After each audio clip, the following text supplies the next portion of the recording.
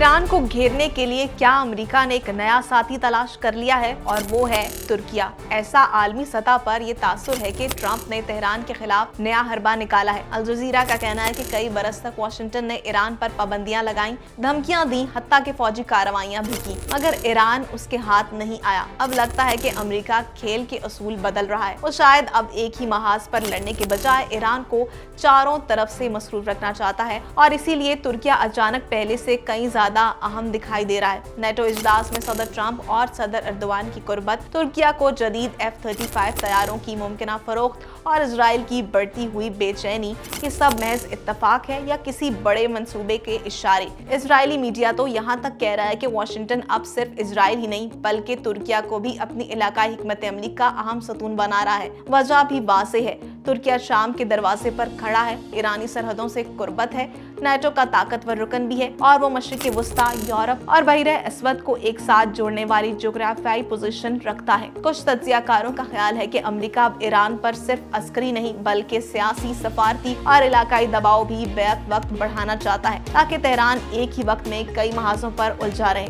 अलबत्ता एक बात याद रखना जरूरी है कि अमेरिका ने कभी सरकारी तौर पर ये नहीं कहा कि तुर्किया ईरान के खिलाफ किसी नई मुहिम का हिस्सा है। ये तासुर मुख्तलिफ तज्जियों, सफारती इशारों और हालिया पेशरफ्त से अखज़ किया जा रहा है। अब असल सवाल ये नहीं कि अमेरिका क्या सोच रहा है, बल्कि ये है कि अगर तुर्किया वाकई इस नए खेल का अहम खिलाड़ी बन गया तो मशरिक़ वस्ता की ताकत का तवाज़ुन किस तरफ झुकेगा।